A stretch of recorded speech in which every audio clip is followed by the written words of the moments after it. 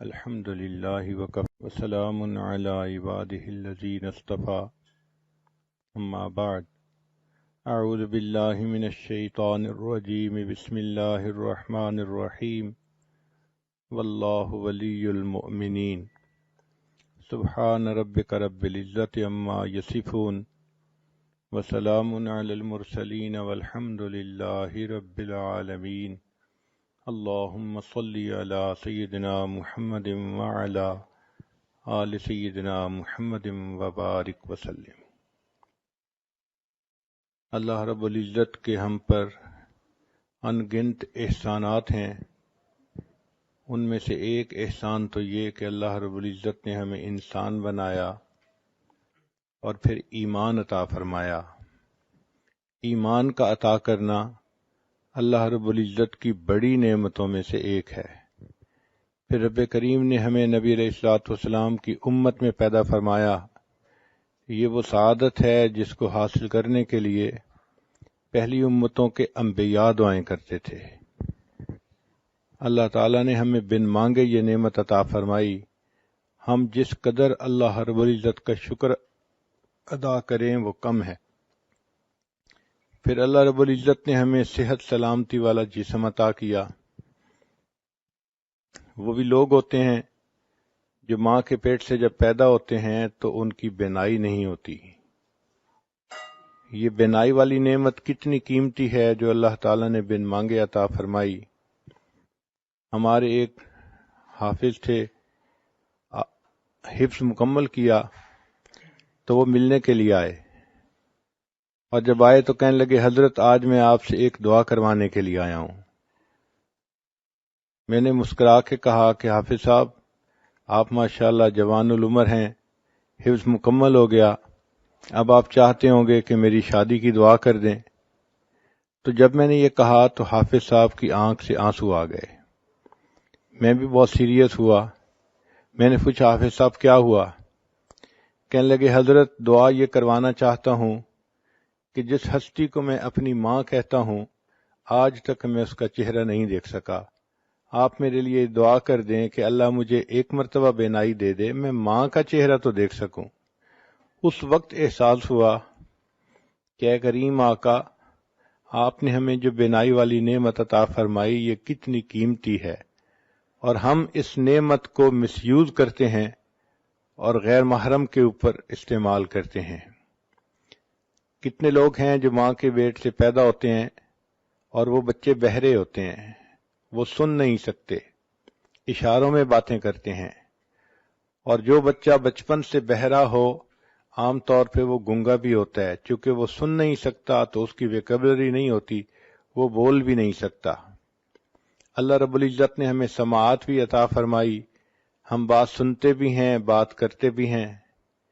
پھر دیکھیں انسان کے چہرے پر ناک ایک چھوٹا سا عضو ہے، لیکن اس ناک کے اندر اتنی خوبصورتی ہے کہ اس کے خوبصورت ہونے سے چہرہ خوبصورت ہوتا ہے اور اس کے بدصورت ہونے سے چہرہ بدصورت بن جاتا ہے۔ اللہ رب العزت نے یہ نعمت بھی ہمیں اچھی عطا فرمائی۔ پھر زبان کو دیکھیے، اللہ تعالیٰ نے ہم کلامی کی توفیق عطا فرمائی۔ ہم اپنی فیلنگز کو الفاظ کا جامہ پہنا سکتے ہیں، دوسرے سے بات کر سکتے ہیں۔ مجھے ایک مرتبہ ایک ایسے گھر میں جانے کا موقع ملا جہاں خاوند گنگا تھا، بول نہیں سکتا تھا، اس کے 4 بچے تھے۔ تو میں ان کے گھر جا کے یہی سوچتا رہا کہ یہ 4 بچوں کا باپ ہے، اپنی بیوی سے اظہار محبت کرنا اس کو کتنا مشکل محسوس ہوتا ہوگا۔ ہم الفاظ کو کس طرح بنا سنوار کے کہہ دیتے ہیں دوسرے بندے کا دل خوش کرنے کے لیے، اور وہ اپنی بیوی سے صرف اشاروں سے باتیں کرتا تھا۔ اب دیکھیے یہ اللہ تعالیٰ کی ایک نعمت ہے جو اللہ نے عطا فرمائی تاکہ اس زبان کے ذریعے سے ہم قرآن پڑھیں اور اس زبان کے ذریعے سے ہم دین کی باتیں کریں۔ پھر اللہ رب العزت نے ہمیں ہونٹ عطا فرمائے۔ یہ ہونٹ دیکھنے میں چھوٹے سے ہوتے ہیں مگر ان کے اوپر انسان کی خوبصورتی کا انحصار ہوتا ہے۔ اگر ہونٹ بے ڈھنگے ہوں تو باوجود گورے رنگ کے اور باوجود اچھی خوبصورت شکل کے انسان خوبصورت نظر نہیں آتا۔ اگر انسان کے ہونٹ نہ ہوتے تو اس کے دانت یوں نظر آتے جیسا مردہ بکری کے دانت نظر آتے ہیں، انسان کی ساری خوبصورتی ختم ہو جاتی۔ چیز چھوٹی سی ہے مگر اہمیت دیکھیے کتنی ہے۔ اللہ رب العزت نے ہمیں ہاضمے کی نعمت عطا فرمائی، یہ بھی اللہ تعالیٰ کی نعمتوں میں سے ایک بڑی نعمت ہے۔ ایک آدمی کے پاس 100 بھینسیں تھیں لیکن وہ خود بھینس کا دودھ نہیں پی سکتا تھا، اس لیے کہ دودھ کے پینے سے اس کو ایک بیماری ہو جاتی تھی۔ کتنے لوگ ہیں جو لیکوڈ ڈائٹ پہ رہتے ہیں اور سالڈ چیز نہیں کھا سکتے۔ ایک مرتبہ ایک عورت نے مجھے فون کیا، حضرت میرے لیے دعا کریں، میرے معدے میں السر ہے، میں سارے مہمانوں کے لیے اچھے اچھے کھانے بناتی ہوں مگر پچھلے 7 سال سے میں صرف لیکوڈ پہ گزارا کر رہی ہوں، ایک لقمہ بھی میرے منہ میں نہیں گیا۔ ہمیں اللہ رب العزت نے ہاضمے کی صحیح نعمت عطا فرمائی، ہم اپنی خواہش کے مطابق کھاتے بھی ہیں پیتے بھی ہیں، ہمیں چاہیے کہ ہم اس پر بھی اللہ رب العزت کا شکر ادا کریں۔ پھر ہاتھوں کی نعمت اللہ نے عطا فرمائی، یہ کتنی بڑی نعمت ہے جس سے کہ ہم دنیا کے سارے کام کرتے ہیں۔ ایک مرتبہ حرم شریف میں نے ایک بندے کو دیکھا، اس کے دونوں بازو کندھوں سے کٹے ہوئے تھے، تو وہ آگے ہی صف میں بیٹھا ہوا تھا نماز پڑھنے کے لیے۔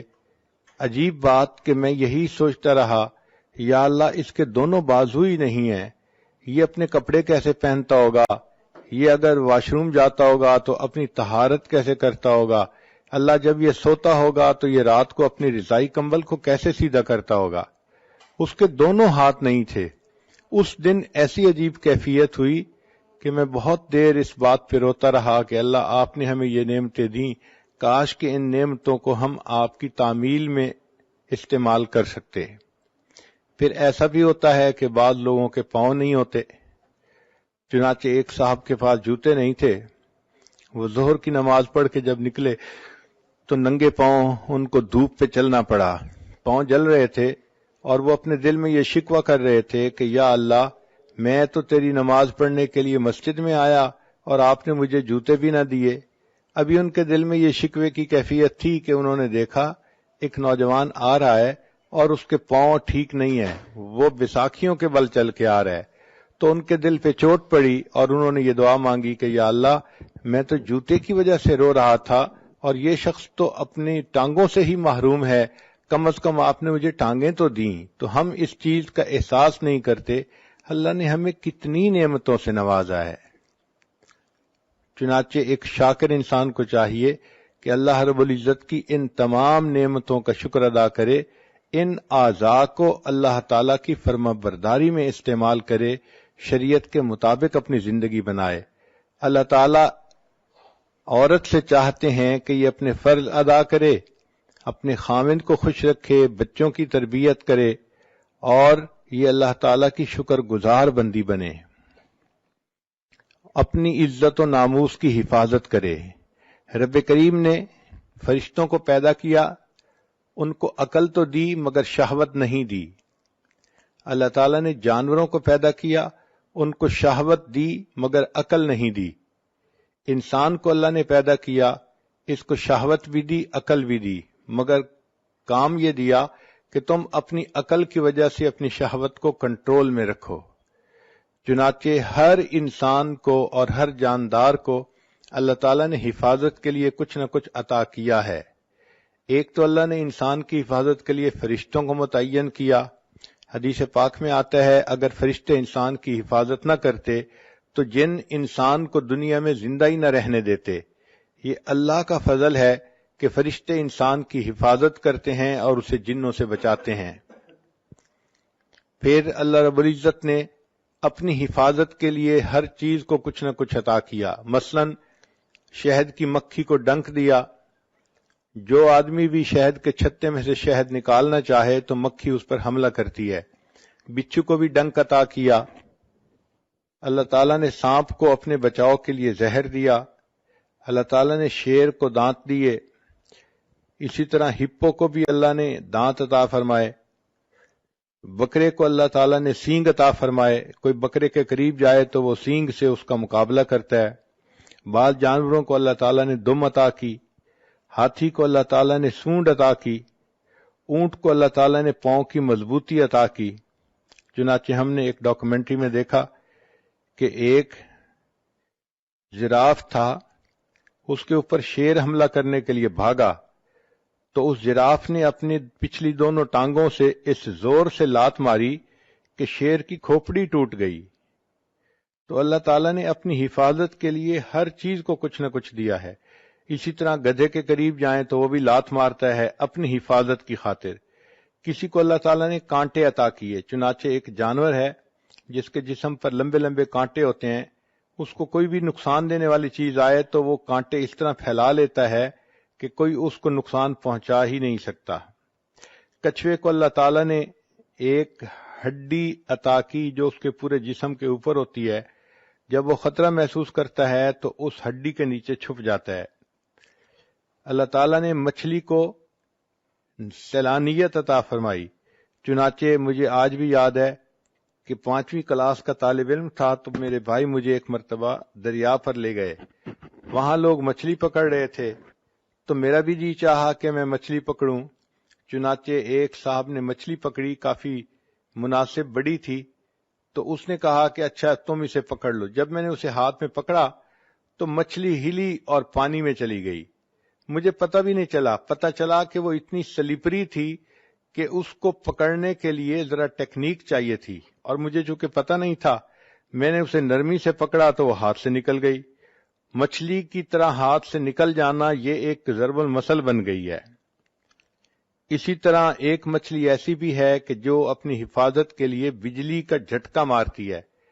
ہم نے ایک ایکویریم میں دیکھا امریکہ میں کہ ایک ایسی مچھلی تھی کہ جب وہ ہلتی تھی تو 440 وولٹ کا کرنٹ پیدا ہوتا تھا۔ انہوں نے ایک بلب لگایا ہوا تھا تو وہ بلب جلتا تھا اور پتہ چلتا تھا کہ اس مچھلی کے ہلنے سے برقی رو پیدا ہو رہی ہے۔ ایک مچھلی کو اللہ تعالیٰ نے ڈنک والی دم عطا فرمائی، چنانچہ جو اس کے قریب آتا ہے اس کو وہ ڈنک لگاتی ہے اور بندہ مر جاتا ہے۔ اللہ تعالیٰ نے چوہے کو دن میں اور رات میں دیکھنے کے لیے نظر عطا فرمائی تاکہ یہ بلی سے ہر وقت بچ سکے۔ چھچھوندر، اس کو اللہ تعالیٰ نے بچنے کے لیے بدبو عطا کی، چنانچہ اس کے اندر بدبو اتنی ہوتی ہے کوئی اس کے قریب رہنا بھی پسوا۔ کہنے لگا جی کہ اس کی وجہ سے میرے ہاتھ گیلے ہو گئے، تو پتہ چلا کہ مینڈک کا یہ ٹرک ہے کہ جو کوئی بندہ اس کو پکڑتا ہے وہ پیشاب کر دیتا ہے اور بندہ اس کو پھر کنفیوز ہو کے چھوڑ دیتا ہے۔ تو ہر کسی کو اللہ نے اپنی حفاظت کے لیے کچھ نہ کچھ عطا کیا۔ عورت کو اللہ نے اپنی حفاظت کے لیے عقل عطا کی، چنانچہ عورت کو چاہیے کہ وہ اپنی عقل کی وجہ سے سوچے اور اپنی جان اور اپنی عزت آبرو کی حفاظت کرے۔ یہ عقل ایک ڈھال ہے جو انسان کی عزت آبرو کو بچا لیتی ہے۔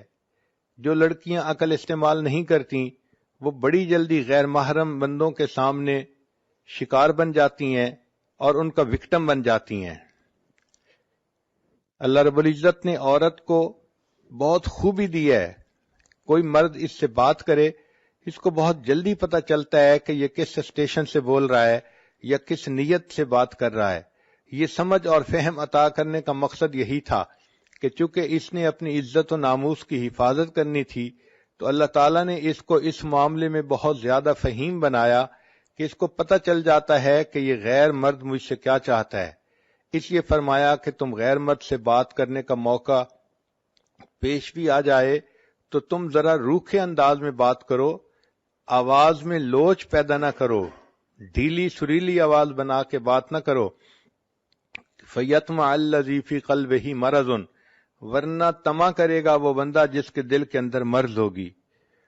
آج کل یونیورسٹیوں کی بچیاں یونیورسٹی میں جاتی ہیں، سروں پہ دوپٹے بھی نہیں ہوتے، خوشبوئیں لگائی ہوتی ہیں اور کپڑے بھی ٹائٹ پہنے ہوتے ہیں، اور وہ یہ سمجھتی ہیں کہ اس طرح ہم دوسروں کو بہت خوبصورت نظر آتی ہیں، اور وہ یہ نہیں سمجھتی کہ اس طرح جو غیر محرم مرد ہیں وہ ہمارے بارے میں کتنی بری سوچ دل میں رکھتے ہیں اور ہیلے بہانے بنا بنا کے وہ عورتوں کو اپنے دام میں گرفتار کرتے ہیں۔ تو عقل انسان استعمال کرے تو اس کے ذریعے سے اپنی شہوت کو کنٹرول کر سکتا ہے۔ رب کریم نے انسان کو یہ نعمت عطا فرمائی تاکہ اس کی وجہ سے اس کی عزت و آبرو کی حفاظت رہے۔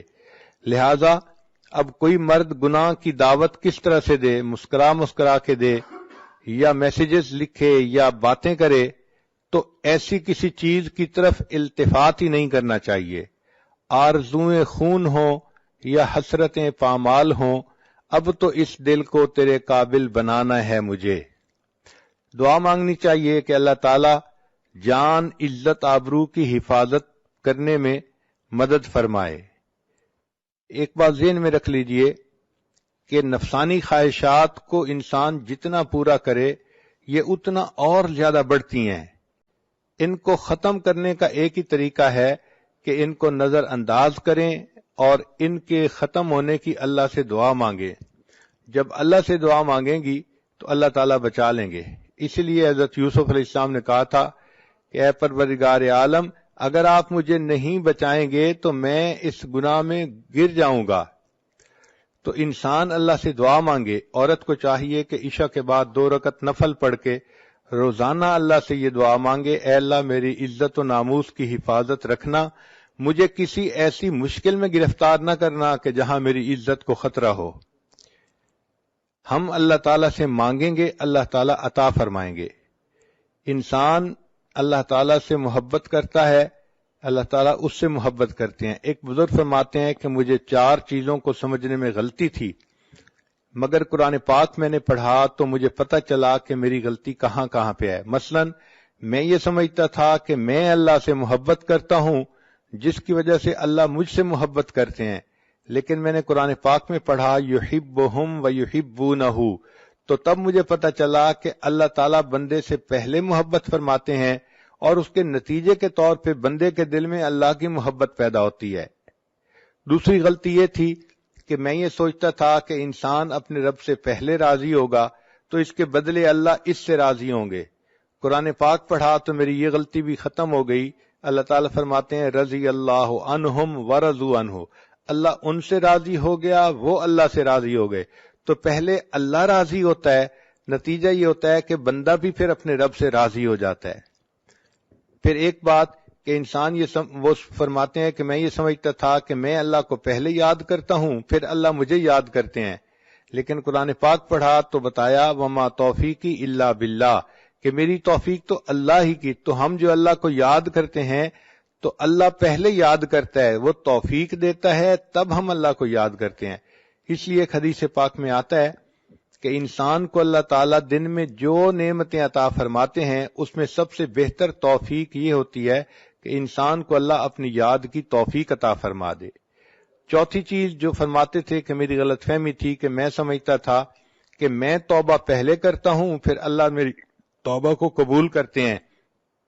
جب قرآن پاک پڑھا تو اس میں بتایا گیا ثم تاب علیہم لیتوبوا، اللہ کی رحمت پہلے متوجہ ہوتی ہے پھر انسان کو توبہ کی توفیق ملتی ہے۔ تو یہ ذہن میں رکھیے کہ اللہ کی رحمت کی نظر پہلے ہوتی ہے، اللہ تعالیٰ بندے کو اپنائیت کی نظر سے پہلے دیکھتے ہیں پھر اس کو توبہ کی توفیق ملتی ہے۔ اس اجتماع میں آنے کا بنیادی مقصد یہی ہے کہ ہم زندگی کے پچھلے گناہوں سے سچی پکی توبہ کر لیں اور آئندہ اللہ کی بارگاہ میں فرما بردار بن کر زندگی گزارنے کا ارادہ کریں۔ اللہ تعالیٰ کی طرف سے رحمت کی نظر ہوگی، ہماری طرف سے نیک بن کر رہنے کا ارادہ ہوگا، تو یہ محبت کا تعلق جڑ جائے گا۔ دونوں جانب سے اشارے ہو چکے، تم ہمارے ہم تمہارے ہو چکے۔ محبت کہتے ہیں دل کا کسی کے ساتھ اتنا مشغول ہو جانا کہ دوسروں کی طرف انسان کا دھیان ہی نہ رہے، اس کیفیت کو محبت کہتے ہیں۔ کوئی دل میں اتنا سما جاتا ہے کہ اس دل میں کسی دوسرے کے لیے جگہ ہی نہیں رہتی، اور اس کی علامات یہ ہے کہ محبوب کی فرما برداری کرتا ہے اور اس کی بات ماننے میں انسان کو مزہ آتا ہے۔ ان المحب لما یحب مطیع، محب جس سے محبت کرتا ہے اس کا مطیع ہوتا ہے، اور پھر اس کی صفات کو انسان اپنا کر خوش ہوتا ہے۔ بندے کو چاہیے اپنے اللہ سے محبت کرے اور اپنے اندر اللہ تعالیٰ کی صفات کو پیدا کرے۔ چنانچہ حدیث پاک میں فرمایا تخلقوا باخلاق اللہ، تم اللہ تعالیٰ کے اخلاق کو اپناؤ۔ اللہ تعالیٰ پردہ ڈالنے والے ہیں، تم بھی بندوں کے لیے پردہ ڈالنے والے بن کر رہو۔ اللہ تعالیٰ جلدی غلطیوں کو معاف فرما دیتے ہیں، تم بھی دوسروں کی غلطیوں کو جلدی معاف کرو۔ اللہ تعالیٰ رحیم و کریم ہے، تم بھی رحیم و کریم بن کر رہو، دوسروں کے لیے عفو درگزر کا معاملہ کرو۔ اللہ تعالیٰ حلیم ہے، تم بھی اپنے اندر حلم پیدا کرو۔ اور یہ بھی سوچئے کہ ہم اللہ سے محبت بعد میں کرتے ہیں، پہلے اللہ تعالیٰ ہم سے محبت کرتے ہیں۔ حدیث پاک میں ہے، حدیث قدسی، یا ابن آدم انی لک محب، اے آدم کے بیٹے میں تم سے محبت کرتا ہوں۔ تو اللہ تعالیٰ بندے سے محبت پہلے کرتے ہیں، پھر اس کے بعد بندے کو اللہ سے محبت کی توفیق نصیب ہوتی ہے۔ اللہ تعالیٰ اتنے احسانات کرتے ہیں بندے پر، ہمیں تو ان کا پتہ بھی نہیں چلتا کہ کیسے ہیں، پھر اس کے بعد بندے کو اللہ سے محبت کی توفیق نصیب ہوتی ہے۔ اللہ تعالیٰ اتنے احسانات کرتے ہیں بندے پر، ہمیں تو ان کا پتہ بھی نہیں چلتا کہ کیسے کیسے احسانات ہیں۔ مثال کے طور پہ اللہ تعالیٰ بندے کے رازق ہیں، تو اللہ تعالیٰ وقت کے ساتھ ساتھ بندے کے رزق کے دروازے بڑھاتے چلے جاتے ہیں۔ ایک علمی نکتہ ہے، بچیاں اس پوائنٹ کو نوٹ کریں کہ دیکھیں جب بچہ اس دنیا میں پیدا ہونا ہوتا ہے تو ماں کے پیٹ میں اس کے رزق کا ایک دروازہ ہوتا ہے، وہ ایک تعلق جو ماں کے جسم کے ساتھ بچے کے جسم کا ہے، وہ ایک آنت ہوتی ہے جس کے ذریعے سے خون اس بچے کو مل رہا ہوتا ہے، غذا مل رہی ہوتی ہے، اور بچہ اسی کے ذریعے سے ماں کے پیٹ میں پل رہا ہوتا ہے۔ تو گویا ماں کے پیٹ میں انسان کے لیے رزق کا ایک دروازہ تھا۔ پھر جب وہ بچہ اس دنیا میں پیدا ہو گیا، اب اللہ تعالیٰ نے دو دروازے بنا دیے، ماں کے سینے میں دو پستان بنا دیے۔ پہلے ایک جگہ سے رزق ملتا تھا، اب دو جگہ سے رزق ملنا شروع ہو گیا اس دنیا میں آنے کے بعد۔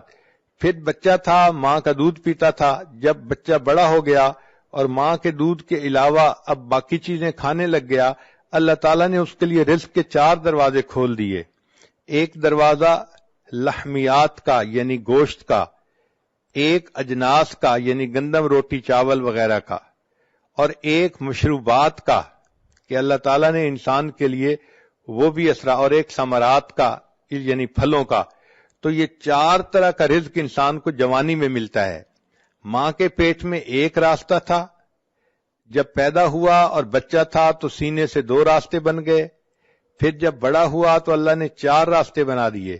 اور اگر یہ نیکی کی زندگی گزار کے اس دنیا سے جائے گا تو جنت کے 8 دروازے کھلیں گے، یعنی 8 راستے رزق کے جنت میں اس کو مل جائیں گے۔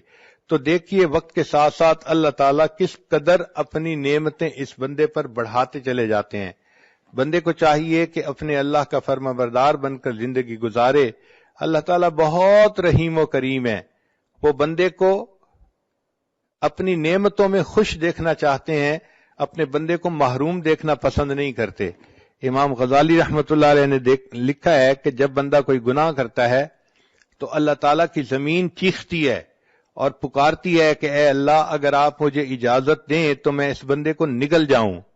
اللہ تعالیٰ فرماتے ہیں اگر تم نے میرے بندے کو پیدا کیا ہے تو تم اس کو پکڑ لو، اور اگر میں نے پیدا کیا ہے تو میرے اور اس بندے کے درمیان دخل مت دو۔ ان اتانی نہارن قبلتہ، اگر یہ بندہ دن میں میرے پاس توبہ کے لیے آئے گا میں اس کو قبول کر لوں گا، وَإِنْ أَتَانِي لَيْلًا قَبِلْتُهُ، اور اگر یہ میرے پاس رات میں آئے گا توبہ کرنے تب بھی میں قبول کر لوں گا۔ لَوَجَدُ اللَّهَ تَوَّابًا رَحِيمًا، یہ اپنے رب کو تواب اور رحیم پائے گا۔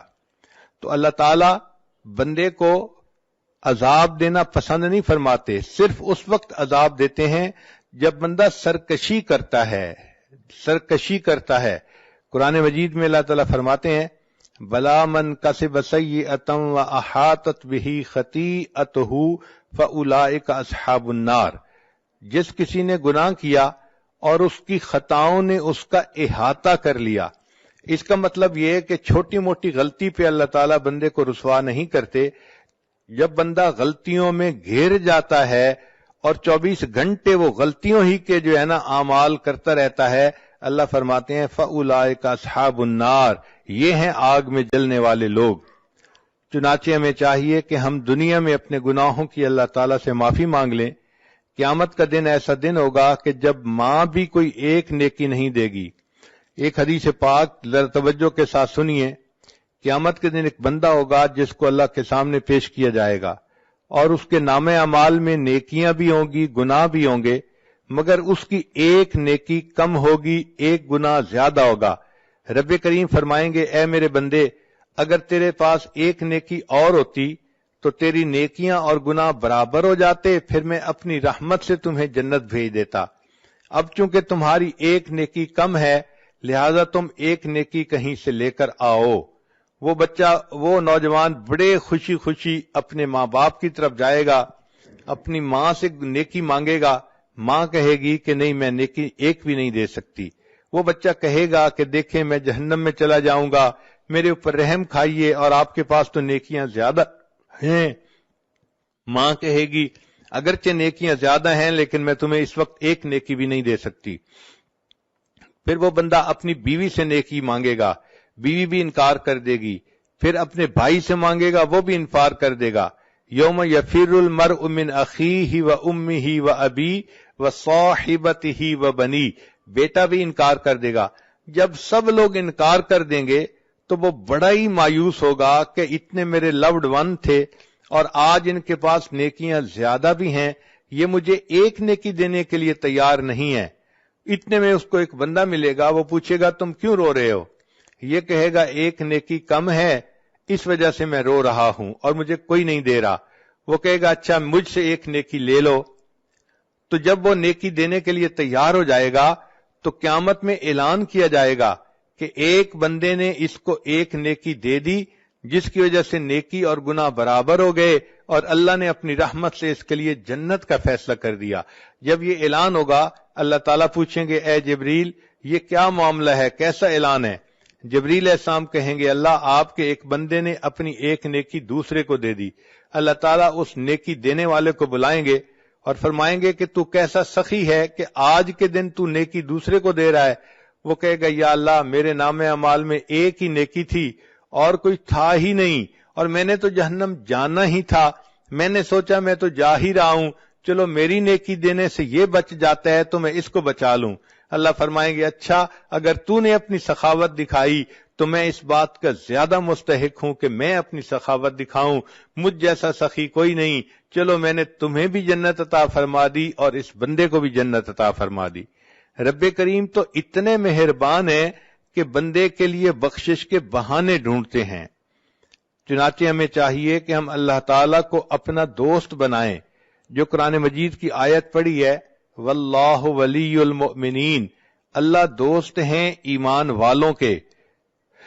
مفسرین نے ولی کے کچھ معنی لکھے ہیں. ولی کا ایک معنی ہوتا ہے دوست، ایک ہوتا ہے نگران، ایک ہوتا ہے کارساز، اور ایک ہوتا ہے مددگار، ایک ہوتا ہے ساتھی اور ایک ہوتا ہے وارث. ایک ولی کے اتنے معنی ہیں.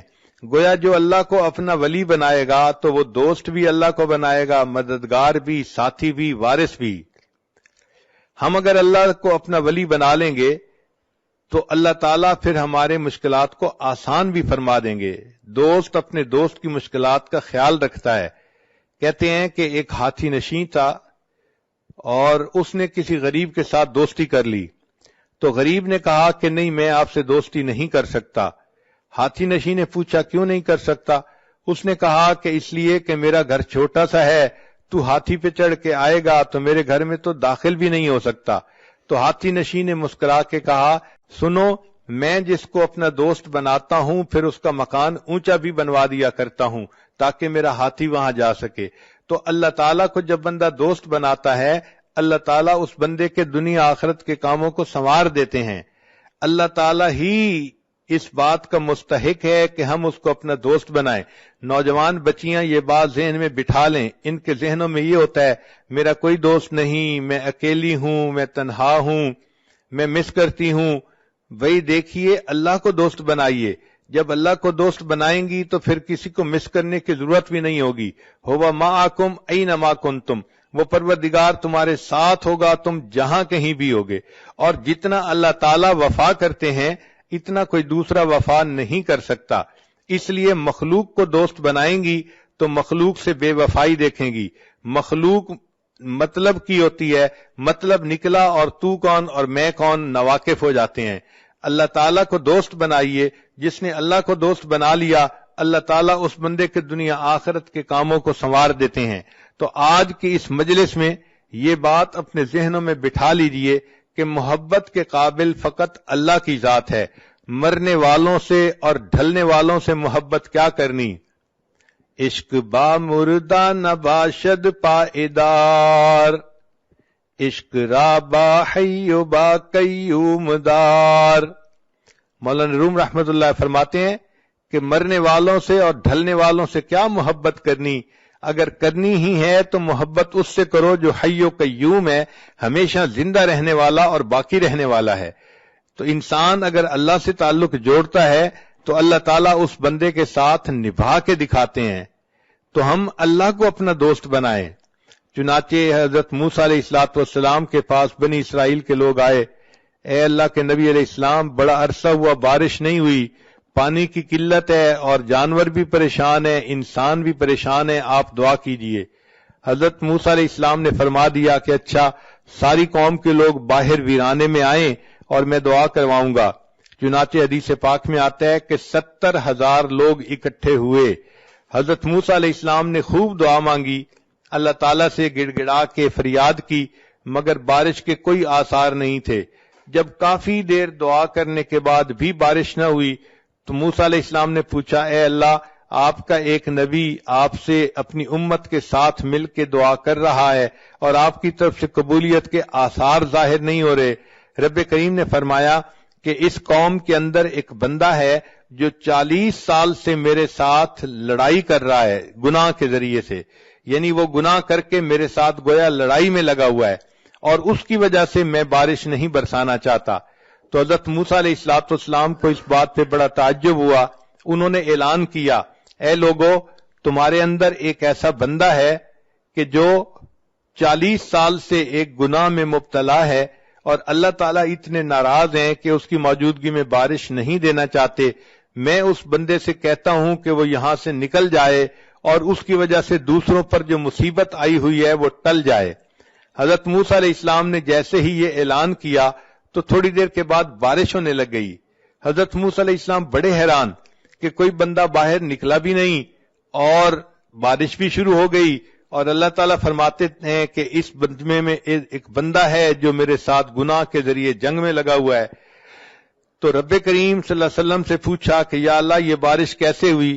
اللہ تعالیٰ نے فرمایا کہ جس بندے کی وجہ سے بارش روکی گئی تھی اسی بندے کی وجہ سے بارش ہوئی.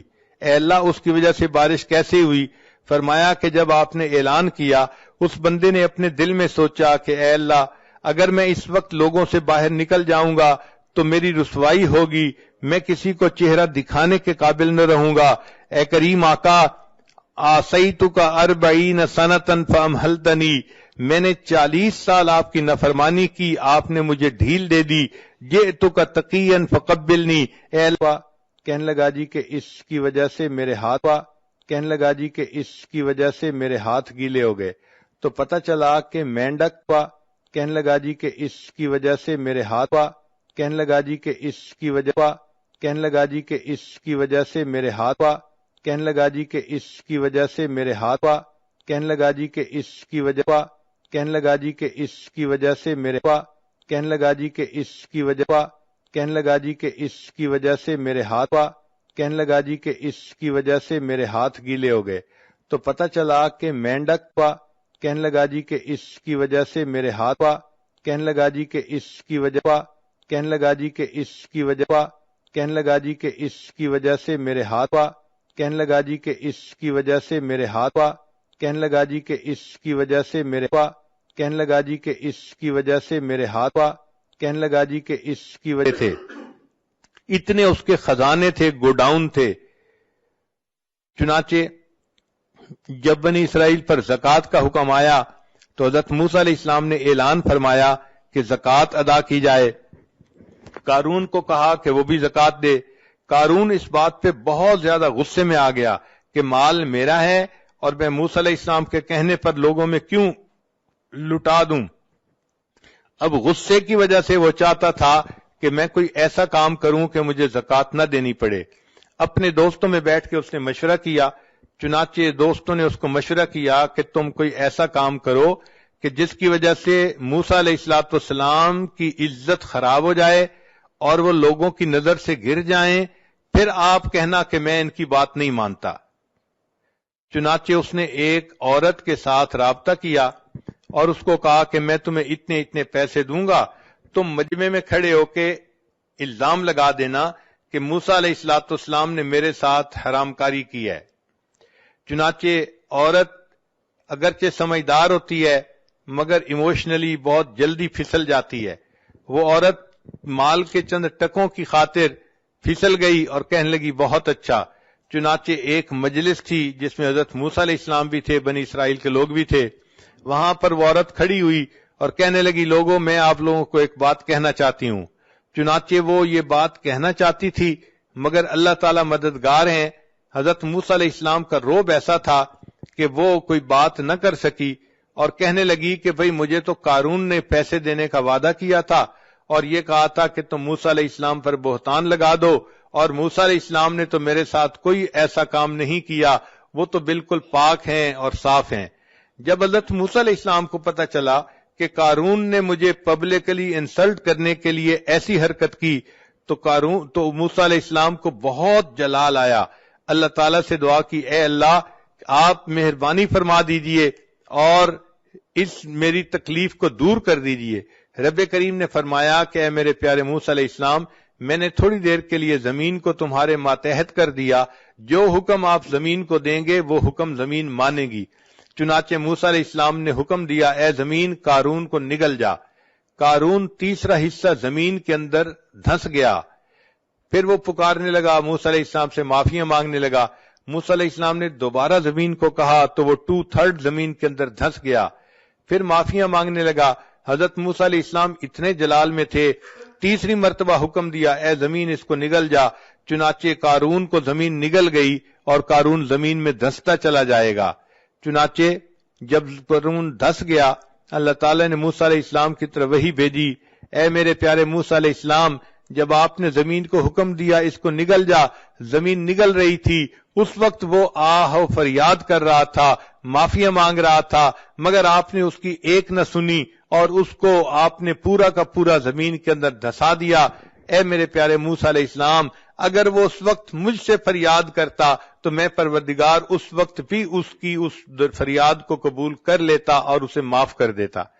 تو رب کریم تو اتنے مہربان ہے کہ ان کی مہربانی کے بارے میں کوئی بندہ سوچ ہی نہیں سکتا. کتابوں میں لکھا ہے ایک بندہ بت پرست تھا. ایک رات اس کو کوئی کام تھا تو اس نے کہا کہ میں آج رات بت کی عبادت کروں گا اور دعا مانگوں گا. چنانچہ وہ ساری رات یا سنم کہہ کہہ کے پکارتا رہا، دعا مانگتا رہا. اس کے اوپر نیند کا غلبہ ہو گیا. اب جب نیند کا غلبہ ہوا تو نیند کے غلبے میں یا سنم کہتے کہتے اس نے زبان سے نکلا یا سمد. سمد اللہ تعالیٰ کا نام ہے. تو جیسے ہی اللہ تعالیٰ کا نام لکھا اللہ تعالیٰ نے فوراً فرمایا لبیک یا عبدی، اے میرے بندے تم مجھ سے کیا چاہتا ہے؟ فرشتے حیران ہیں، اے اللہ یہ بت پرست ہے، یہ صنم کو پوجنے والا، یہ ساری رات صنم کو جو ہے پکارتا رہا. نیند کے غلبے کی وجہ سے آپ کا نام اس کی زبان سے نکل آیا اور آپ فوراً متوجہ ہوئے لبیک یا عبدی، میرے بندے بتاؤ تم کیا چاہتے ہو؟ اللہ تعالیٰ نے فرشتوں کو فرمایا کہ فرشتوں اس بندے نے بت کی پرستش کی، ساری رات بت کو پکارتا رہا اور بت نے کوئی جواب نہ دیا. اگرچہ میرا نام غفلت کی حالت میں اس کے منہ سے نکلا، اگر میں بھی جواب نہ دیتا پھر مجھ میں اور بت میں کیا فرق رہتا؟ تو رب کریم اگر اتنے مہربان ہے کہ ایک بت پرست غفلت کی حالت میں یا سمد کہہ دیتا ہے، اللہ اس کو بھی پکار کا جواب دیتے ہیں، تو اگر وہ عورت جو اللہ سے محبت کرتی ہے، اللہ کی وجہ سے اپنی عزت و آبرو کی حفاظت کرتی ہے، اللہ کے محبوب صلی اللہ علیہ وسلم کی ایک ایک سنت پر محبت سے عمل کرتی ہے، ایسی نیک پاک لڑکی اگر تہجد کے وقت میں اللہ کے سامنے ہاتھ اٹھائے گی اور دعا مانگے گی، اللہ تعالیٰ اس کی دعاؤں کو کیوں نہیں قبول فرمائیں گے؟ اگر فرق ہے تو ہماری طرف سے ہے. عورت کو چاہیے کہ وہ اللہ کو اپنا وکیل بنائے، اللہ کو اپنا نصیر بنائے، اللہ کو اپنا ولی بنائے. حسبنا اللہ و نعم الوکیل نعم المولا و نعم النصیر۔ ایک تجربے کی بات یہ ہے کہ عام لڑکیاں اپنے خامند کو خوش کرنے کے لیے جتنے جتن کاٹتی ہیں، ہمارا یہ تجربہ ہے کہ اگر وہ اللہ کو منانے کے لیے اس سے آدھی بھی کوشش کر لیں تو اللہ تعالیٰ ان کو اپنا ولی بنا لے، ان کو اللہ تعالیٰ اپنی مقبول بندیوں میں شامل فرما لے۔ چنانچہ یک گیر محکم بگیر، ایک کو پکڑو اور مضبوطی سے پکڑو۔ آج دل میں عورتیں یہ فیصلہ کر لیں کہ ہم نے آج سے اپنے اللہ کو جو ہے اس کے در کو پکڑ لیا، اب ہم نیک بن کر رہیں گی، اللہ کو راضی کریں گی۔ دل و من لئی تیری بن گئی، اے اللہ میں نے دل سے یہ مان لیا کہ میں تیری بن گئی، چونکہ میں نے دنیا کی بے وفائیوں کو دیکھ لیا، دنیا والوں کی بے وفائیوں کو دیکھ لیا، اب میں صرف آپ ہی کی طرف رجوع کرتی ہوں۔ میرے آقا آپ ہی ہیں، میرے مالک، میرے خالق، میرے رازق آپ ہی ہیں، میں آپ ہی سے محبت کرتی ہوں اور اپنی ہر مصیبت میں آپ ہی کو مدد کے لیے پکارتی ہوں۔ جب ایک اللہ سے تعلق جوڑیں گی پھر دیکھنا کہ اللہ تعالیٰ کیسے کیسے اپنے بندوں سے نبھاتے ہیں اور ان کے لیے معاملات کو سیدھا کر دیتے ہیں۔ قرآن مجید میں ایک جگہ تذکرہ ہے کہ فرعون کی بیوی تھی آسیہ بنت مزاحم۔ ایک مرتبہ فرعون کو پتہ چلا کہ یہ موسیٰ علیہ السلام پر ایمان لے آئی تو وہ بہت خفا ہوا اور اس نے اپنی بیوی کو اپنے گھر سے نکال دیا۔ اب بیوی کو گھر سے نکال دینا یہ کوئی چھوٹی سزا نہیں ہوتی، اس عورت کی تو ایک دفعہ زندگی ہی تاریک ہو جاتی ہے۔ تو جب وہ اس کو ذلیل و رسوا کر کے گھر سے نکال رہا تھا تو اس وقت بی بی آسیہ نے اللہ سے یہ دعا مانگی، رب ابن لی عندک بیتا فی الجنہ، اے اللہ یہ فرعون تو مجھے اپنے گھر سے دھکے دے رہا ہے اور نکال رہا ہے اور میں بے گھر ہو رہی ہوں، اے اللہ اب اس کے بدلے تو مجھے جنت میں گھر عطا فرما دینا، رب ابن لی عندک بیتا فی الجنہ۔ تو جب اس نے یہ دعا مانگی اللہ تعالیٰ نے دعا کو بھی قبول کر لیا اور اس کا تذکرہ قرآن مجید میں بھی کر دیا۔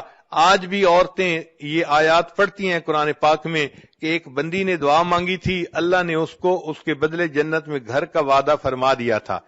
تو دیکھیں اللہ تعالیٰ اپنی بندیوں کی فریادوں کو کیسے سنتے ہیں اور اس کو کیسے پورا کرتے ہیں۔ ایک اور خاتون تھی جو نبی علیہ السلام کی صحابیہ تھی، ان کا نام تھا خولہ بنت ثعلبہ۔ یہ بڑھاپے کی عمر کو پہنچ گئی تھیں اور بڑھاپے کی عمر میں مرد جو ہے وہ بہت غصے میں جلدی آ جاتا ہے اور بات بات پہ غصہ کرتا ہے، حتیٰ کہ ہوا کو بھی گالیاں نکالتا ہے۔ چنانچہ کوئی بات ہوئی تو خامد نے غصے میں اس کو کہہ دیا کہ تم میرے لیے اس طرح ہے جیسے میری ماں ہوتی ہے۔ اب اس زمانے میں جب کسی کو یہ الفاظ کہہ دیے جاتے تھے تو عورت حرام ہو جاتی تھی اپنے خامد پر ان الفاظ کے کہنے سے۔ چنانچہ جب اس نے یہ الفاظ کہہ دیے تو خولہ بنت ثعلبہ پریشان ہو گئی کہ میرے خامد نے تو مجھے طلاق دے دی۔ اس نے سوچا چلو میں جاتی ہوں اور جا کر ہائی کورٹ میں اپیل کرتی ہوں۔ وہ نبی علیہ السلام کی خدمت میں حاضر ہوئی اور عرض کیا کہ اے اللہ کے حبیب صلی اللہ علیہ وسلم، میں اپنے خامد سے محبت کرتی ہوں، خامد مجھ سے محبت کرتا ہے، پتہ نہیں اس کو کیا ہوا، غصے میں آ کے اس نے مجھے یہ کہہ دیا کہ تو میرے لیے میری ماں کی مانند ہے، تو اب بتائیں کہ کیا میں اس کے لیے حرام ہو چکی ہوں یا نہیں؟ نبی علیہ السلام نے فرمایا کہ ہاں، جو اوپر توریت کے احکام آ رہے ہیں ان کے حساب سے تم اس پر حرام ہو چکی ہو۔ وہ چاہتی تھی کہ نبی علیہ السلام اس کو ویو آف کر دیں اور بتا دیں کہ نہیں تم حرام نہیں ہوئی۔ اس نے دوبارہ کہا اے اللہ کے حبیب صلی اللہ علیہ وسلم، اب میں بوڑھی ہو گئی ہوں، اگر وہ مجھے طلاق دے گا تو کوئی بندہ مجھ سے شادی کرنا بھی پسند نہیں کرے گا، اور پھر میرے بچے ہیں، میں ان بچوں کو کہاں لے کے جاؤں گی؟ اگر خامد کے پاس چھوڑوں تو بچے بگڑ جائیں گے، اپنے پاس رکھوں تو میں بچوں کو سپورٹ نہیں کر سکتی۔ اے اللہ کے حبیب صلی اللہ علیہ وسلم، میرا کیا بنے گا، میں کیسے زندگی گزاروں گی؟ اس نے جب 2-3 دفعہ انسسٹ کیا تو اللہ کے حبیب صلی اللہ علیہ وسلم نے اسے صاف کہہ دیا کہ اب تم اپنے خامد کے لیے حرام ہو چکی ہو، اس لیے اب تم اس کے ساتھ دوبارہ نہیں جڑ سکتی۔ جب نبی علیہ السلام نے بھی جواب دے دیا، اس وقت خولہ بنت ثعلبہ نے دل میں سوچا کہ ہائی کورٹ کا فیصلہ بھی میرے خلاف آ گیا ہے، اب مجھے سپریم کورٹ کی طرف رجوع کرنا پڑے گا۔ لہذا وہیں صحن میں کھڑے کھڑے عائشہ صدیقہ عنہا فرماتی ہیں اس نے اللہ کو پکارنا شروع کر دیا، اے پروردگار میں بوڑھی ہوں، نہ میرے پاس جوانی رہی نہ حسن رہا، کوئی مجھ سے شادی کرنے والا نہیں، اگر اس نے مجھے طلاق دے دی، میرے چھوٹے چھوٹے بچے ہیں، اے اللہ ان بچوں کو کون سپورٹ کرے گا، اور اگر وہ بچے میں اس کو دے دوں تو بچے بگڑ جائیں گے، ان کو ماں کی محبت نہیں ملے گی، اے اللہ میں اپنا غم کس کو بیان کروں، تو میری مدد فرما۔ عائشہ صدیقہ رضی اللہ عنہا فرماتی ہیں وہ ابھی اپنے رب سے یہ مناجات کر رہی تھی کہ نبی علیہ الصلوۃ والسلام کے اوپر وحی کے آثار شروع ہو گئے، میں نے اس بوڑھی عورت کو چپ کروایا، چپ کرو، نبی علیہ السلام پر وحی اتر رہی ہے۔ وہ تھوڑی دیر چپ ہوئی، نبی علیہ الصلوۃ والسلام نے فرمایا، اللہ نے قرآن جو ہے نا وہ اتار دیا، فرمایا قد سمع اللہ قول التی تجادلک فی زوجہا وتشتکی الی اللہ، اللہ نے اس بڑھیا کی فریاد کو سن لیا، وہ اپنے اللہ کو پکار رہی تھی۔ سوچنے کی بات ہے، عورت اگر اللہ سے اپنا دل لگاتی ہے اور ایسے مشکل وقت میں اللہ کو پکارتی ہے، اللہ اتنے کریم ہیں، اس کی پکار کو بھی سنتے ہیں اور قرآن پاک کا اس کو حصہ بھی بنا دیتے ہیں۔ لہذا عورتوں کو یہ بات اچھی طرح دل میں بٹھا لینی چاہیے کہ ہماری محبت فقط اللہ کے لیے مخصوص ہے اور ہمارا کارساز فقط اللہ ہے۔ ہم دنیا میں کسی کی مدد نہیں چاہتے، ہم دنیا میں کسی غیر کی طرف قدم نہیں بڑھانا چاہتے، ہم اللہ ہی سے مانگتے ہیں۔ اللہ تعالیٰ مہربانی فرمائیں گے، دنیا میں بھی قدم قدم پر بندے کی حفاظت فرمائیں گے اور آخرت کی نعمتیں بھی بندے کو عطا فرمائیں گے۔ وآخر دعوانا ان الحمد للہ رب العالمین۔